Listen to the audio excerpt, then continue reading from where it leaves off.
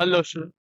नमस्कार। आपको पता होता है आपका क्या स्टेट है पहले की शिक्षा। उम्मीद करता हूँ आशा करता हूँ आप सभी स्वस्थ हैं, कुछ हमारी तैयारी जो बढ़िया हो, अच्छे तरीके से आप अपनी कर रहे थे। जो भी क्लास में फर्स्ट टाइम आए हैं, पहली बार आए हैं, नए हैं, तो दिक्कत हमारी बहुत सी इसकी तैयारी तो करनी पड़ेगी। वजह से पूरी तरह एग्जीक्यूट करनी है आप हमारे साथ तो हो जाएगी। क्लास का समय देखिए, जीके जीएस की जो है सुबह 10 बजे, रीजनिंग की जो क्लास है दोपहर को 1 बजे, कला की जो क्लास है शाम को 4 बजे, और हिंदी की जो क्लास है शाम को 7 बजे आप सभी को देखने को मिलेगी। तो इसी टाइम पे आप सभी को क्लास से जुड़ के तैयारी को पूरा और कंप्लीट करना है। नीचे डिस्क्रिप्शन आप सभी को इंस्टाग्राम टेलीग्राम का लिंक मिलेगा, तो इंस्टाग्राम पे फॉलो कर लेंगे। टेलीग्राम पे जो टेलीग्राम से टेलीग्राम से क्लास का अपडेट एग्जाम का अपडेट जो पीडीएफ वगैरह आपको देखने को मिलेगा, तो आप लोग जो है टेलीग्राम से आपको ज्वाइन कर लेंगे। स्टार्ट करें। एक एग्जाम के लिए बहुत इंपॉर्टेंट है। यहाँ से एक एक क्वेश्चन को देखिएगा, देख के उसका उत्तर देने की कोशिश करते हुए आगे बढ़े, ठीक है। और जिस टाइम तक आपको लाइक नहीं किया लाइक करेंगे, शेयर नहीं किया शेयर करेंगे, और जिस टाइम तक करेंगे सब्सक्राइब नहीं किया सब्सक्राइब करेंगे। इससे पहला क्वेश्चन दिएगा ध्यान। सुधीर रमन कप किस खेल से संबंधित है? सुधीर रमन कप जो है किस खेल से संबंधित है? हॉकी से, क्रिकेट से, बैडमिंटन से, या फुटबॉल से? चलिए बताइए। तो इसका सही उत्तर हो जाएगा ऑप्शन नंबर सी, बैडमिंटन, ठीक है। सुधीर रमन कप जो है बैडमिंटन खेल से संबंधित है। ऑप्शन नंबर सी आपका राइट है। अगला प्रश्न आपके सामने है 27 number. Lessons life taught me unknowingly किस अनुभवी अभिनेता की आत्मकथा बताइए? Lessons life taught me unknowingly किस अनुभवी अभिनेता की आत्मकथा है यह? सही है। संजय दत्त की, अनुपम खेर की, अमिताभ बच्चन की, अनिल कपूर की? आपका सही उत्तर होगा अनुपम खेर की, ठीक है। ऑप्शन नंबर जो बी दिया गया है सही उत्तर है। चलिए अगले क्वेश्चन को देखेंगे। आपका है 28वां प्रश्न। बताइएगा राइट आंसर। निम्नलिखित में से कौन सा देश सार्क का सदस्य नहीं होते? कौन सा देश जो है सार्क का सदस्य नहीं है? नेपाल, मालदीव, चीन, अफगानिस्तान? तो इसका सही उत्तर हो जाएगा चीन, ठीक है। चीन जो है सार्क देश का सदस्य नहीं है, तो ऑप्शन नंबर हमारा जो सी दिया गया है सही उत्तर हो जाएगा। क्लियर। आइए अगले क्वेश्चन को देखेंगे। आपका है 29 नंबर।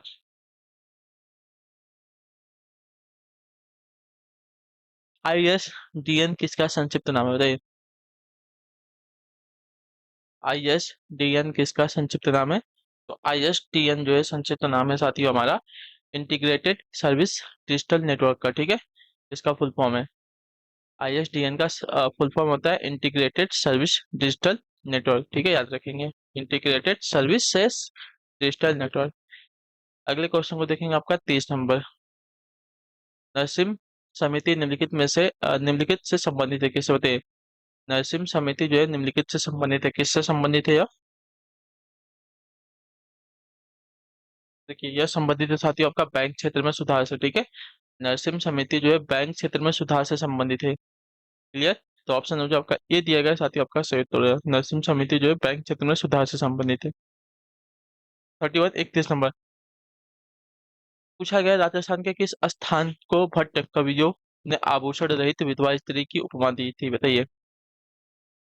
राजस्थान के किस स्थान को जो है भट्ट कवियों ने जो है आभूषण रहित विधवा स्त्री की उपमा दी थी बताइए? तो आपका सही उत्तर है चित्तौड़गढ़ को, ठीक है। राजस्थान के चित्तौड़गढ़ को भट्ट कवियों ने जो है आभूषण रहित विधवा स्त्री की उपमा दी थी। तो ऑप्शन नंबर हमारा जो सी दिया गया सही उत्तर होगा। क्लियर। चलिए अगले क्वेश्चन को देखेंगे। 32वां प्रश्न। बताइएगा सही उत्तर क्या पूछा गया? गोवा मुक्ति दिवस कब मनाया जाता है बताइए? गोवा मुक्ति दिवस कब मनाया जाता है? 19 दिसंबर, 18 नवंबर, 17 अक्टूबर, या 16 सितंबर को? तो गोवा मुक्ति दिवस जो है आपका 19 दिसंबर को मनाया जाता है, ठीक है। ऑप्शन नो जो ये दिया गया है, सही उत्तर होगा। गोवा मुक्ति दिवस जो आपका 19 दिसंबर को मनाया जाता है। 33 नंबर है। भारतीय राजनीति में कौन सा सर्वोच्च है बताइए? सुप्रीम कोर्ट है, संविधान है, संसद या धर्म? भारतीय राजनीति में सर्वोच्च क्या है? देखिए भारतीय राजनीति में सर्वोच्च आपका जो है संविधान है, याद रखेंगे, ठीक है। तो ऑप्शन जो बी दिया गया है सही उत्तर होगा। भारतीय संविधान में संविधान जो है सर्वोच्च है, सबसे ऊंचा है। तो ऑप्शन नंबर हमारा जो बी दिया गया है सही उत्तर होगा। चलिए अगला प्रश्न देखेंगे। 34 34 नंबर। पूछा गया है, निम्नलिखित में से कौन सा कथन सही नहीं है बताइए?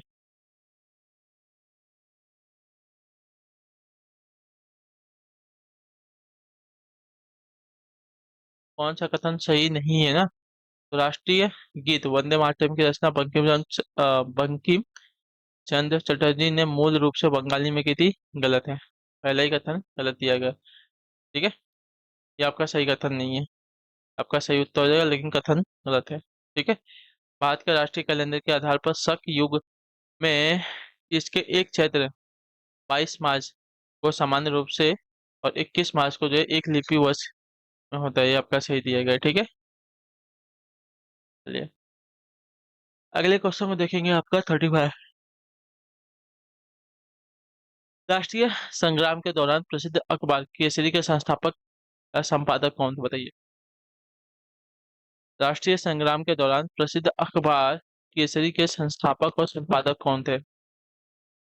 इसका सही उत्तर हो जाएगा लोकमान्य तिलक। ठीक है। ऑप्शन जो सी दिया गया सही उत्तर होगा। राष्ट्रीय संग्राम के दौरान प्रसिद्ध अखबार केसरी के संस्थापक या संपादक जो है लोकमान्य तिलक थे। 36 36 नंबर है। किस भारतीय पहाड़ी स्थान को महात्मा गांधी ने मिनी स्विट्जरलैंड कहा था, बताइए। किस भारतीय पहाड़ी स्थान को जो है महात्मा गांधी ने मिनी स्विट्जरलैंड कहा था, बताइए। तो आपका राइट आंसर साथियों कौसानी को। ठीक है। कौसानी को जो है महात्मा गांधी ने मिनी स्विट्जरलैंड कहा था। ऑप्शन नंबर हमारा ए राइट होगा। चलिए 37 37 नंबर है, बताइएगा सही होगा।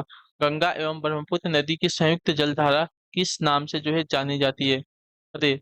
गंगा एवं ब्रह्मपुत्र नदी की जो संयुक्त जलधारा है, ठीक है, या किस नाम से जानी जाती है, तो इसका सही उत्तर आपका हो जाएगा साथियों, यह जो है मेघना के नाम से जानी जाती है। तो ऑप्शन नंबर हमारा जो बी दिया गया साथियों आपका राइट आंसर होगा। ठीक है, क्लियर है।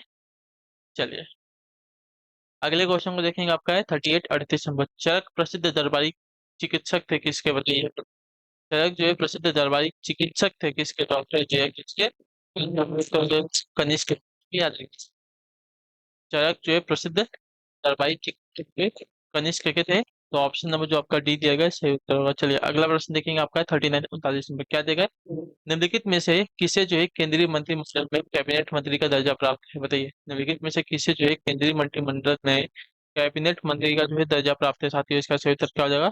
तो इसका राइट आंसर आपका हो जाता है योजना आयोग के उपाध्यक्ष को। ठीक है। ऑप्शन नंबर जो आपका ये दिया गया है राइट आंसर हो जाएगा। क्लियर। केंद्रीय मंत्रिमंडल में कैबिनेट मंत्री का दर्जा जो है योजना आयोग के उपाध्यक्ष को प्राप्त है। क्लियर। चलिए 40वां प्रश्न पूछा गया है, राष्ट्रपति के रिक्त पद को कितने दिनों में भरना आवश्यक होता है, बताइए। राष्ट्रपति के रिक्त पद को, ठीक है, कितने दिनों के भीतर भरना आवश्यक होता है, तो इसका सही उत्तर आपका हो जाएगा साथियों 6 महीने के भीतर। ठीक है। 6 महीने से ज्यादा जो है राष्ट्रपति का पद खाली नहीं रह सकता, याद रखेंगे। ठीक है। अगला प्रश्न 41 41। गौतम बुद्ध को महापरिनिर्वाण की प्राप्ति कहाँ हुई थी, बताइए। तो जहाँ पे उनकी मृत्यु हुई थी, ठीक है, उस घटना को जो है महापरिनिर्वाण की संज्ञा दी गई है। तो इसका सही उत्तर हो जाएगा साथियों कुशीनगर में। ठीक है। ऑप्शन जो डी दिया गया आपका सही उत्तर, गौतम बुद्ध को जो है महापरिनिर्वाण की प्राप्ति जो है क्लियर है।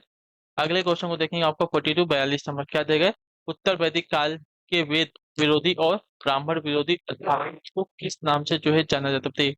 उत्तर वैदिक काल के वेद विरोधी और ब्राह्मण विरोधी अध्यापकों को जो है किस नाम से जाना जाता था, तो इसका सही उत्तर आपका हो जाएगा साथियों श्रवण के नाम से। ठीक है। ऑप्शन जो बी दिएगा आपका राइट आंसर, उत्तर वैदिक काल के वेद विरोधी और ब्राह्मण विरोधी अध्यापकों को जो है श्रवण के नाम से जाना जाता था। अगला प्रश्न देखेंगे, आपका 43। आदिकालीन व्यक्ति जो कालाहारी मरुस्थल में रहते हैं किस नाम से जाने जाते हैं, बताइए। आदिकालीन व्यक्ति जो कालाहारी मरुस्थल में रहते हैं किस नाम से जाने जाते हैं, तो इसका सही उत्तर हो जाएगा साथियों बुशमैन के नाम से जाने जाते हैं। ठीक है। तो ऑप्शन जो ए दिया गया साथियों आपका राइट आंसर हो गया। आदिकालीन व्यक्ति जो कालाहारी मरुस्थल में रहते हैं बुशमैन के नाम से जाने जाते हैं। तो ऑप्शन नंबर ए हमारा सही उत्तर है। ठीक है। क्लियर। चलिए अगला प्रश्न देखेंगे, आपका 44वां प्रश्न। ध्यान से देखिएगा और बताइएगा राइट आंसर होगा। इंडिका पुस्तक मूलतः किसके द्वारा लिखी गई थी, बताइए। इंडिका पुस्तक जो है मूलतः किसके द्वारा लिखी गई थी, अश्वघोष, टॉमली, मैगस्थनी या अरस्तु, तो इसका सही उत्तर हो जाएगा साथियों मैगस्थनीज के द्वारा। ठीक है। इंडिका पुस्तक जो है मैगस्थनीज के द्वारा मूलतः लिखी गई थी। चलिए 45 45 नंबर। विश्व का सबसे ऊंचा शिखर देश किस देश में स्थित है, मतलब माउंट एवरेस्ट। ठीक है। विश्व का सबसे ऊंचा शिखर कौन सा है, माउंट एवरेस्ट है। और किस देश में स्थित है, तो जो है आपका उत्तर हो जाएगा साथियों नेपाल में स्थित है। ठीक है। ऑप्शन नंबर हमारा जो सी दिया गया राइट आंसर हो जाएगा। चलिए अगले क्वेश्चन को देखेंगे, आपका साथियों 46 नंबर। ध्यान से देखिएगा, बताइएगा राइट आंसर का। किसके शासन काल में ब्लैक हॉल घटना घटित हुई थी, होते किसके शासनकाल में जो है ब्लैक हॉल घटना घटित हुई थी? तो इसका सही उत्तर हो जाएगा साथियों आपका सिराजुद्दौला के। ठीक है, ऑप्शन जो सी दिया गया सही उत्तर हो जाएगा, सिराजुद्दौला के शासनकाल में ब्लैक हॉल घटना घटित हुई थी। तो ऑप्शन नंबर हमारा जो सी दिया गया है, सही उत्तर है। चलिए अगला प्रश्न देखेंगे आपका 47 भारत का वह अर्थशास्त्री कौन था जिसने भारतीय कृषि व्यवस्था पर पुस्तक लिखी? बताइए, भारत का वह अर्थशास्त्री कौन था जिसने जो है भारतीय कृषि व्यवस्था पर पुस्तक लिखी? चलिए, तो इसका राइट आंसर हो जाएगा साथियों, वह थे आरसी दत्त। ठीक है, ऑप्शन नंबर आपका ये दिया गया सही उत्तर हो जाएगा, भारत का वह अर्थशास्त्री कौन था? तो वह थे आपके आरसी दत्त जिसने भारतीय कृषि व्यवस्था पर पुस्तक लिखी थी। ठीक है, कृषि व्यवस्था पर पुस्तक लिखी थी इन्होंने। चलिए अगले क्वेश्चन को देखेंगे, आपका है 48वां प्रश्न। क्या दिया गया है? विज्ञान के क्षेत्र में आप व्हाइट ड्रॉप के बारे में सीखेंगे क्या? बताइए, विज्ञान के क्षेत्र में आप जो है व्हाइट ड्रॉप के बारे में क्या सीखेंगे? तो यहाँ पे राइट आंसर आपका हो जाएगा साथियों, खगोल शास्त्र सीखेंगे इसके बारे में। ठीक है, तो ऑप्शन जो आपका ए दिया गया साथियों, आपका राइट आंसर होगा। ठीक है, अगला प्रश्न देखेंगे आपका साथियों 49 नंबर, ध्यान से देखिएगा, बताइएगा।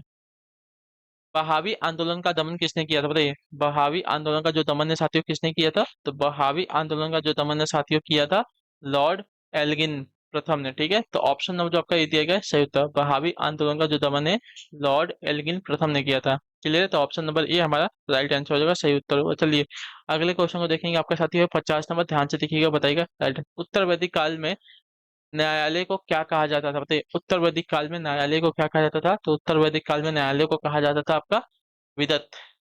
ठीक है, विदत कहा जाता था उत्तर वैदिक काल में न्यायालय को। तो ऑप्शन नंबर हमारा जो डी दिया गया है सही हो, सही उत्तर। क्लियर है, चलिए तो इसी के साथ जो क्लास है आज की यहीं पे पूरी होती है, कंप्लीट होती है। उम्मीद करता हूँ आप सबको जो क्लास है अच्छी लगी, पसंद है, अपना जो फीडबैक है क्लास के बारे में नीचे कमेंट, क्लास अच्छी लगी क्लास को लाइक करेंगे।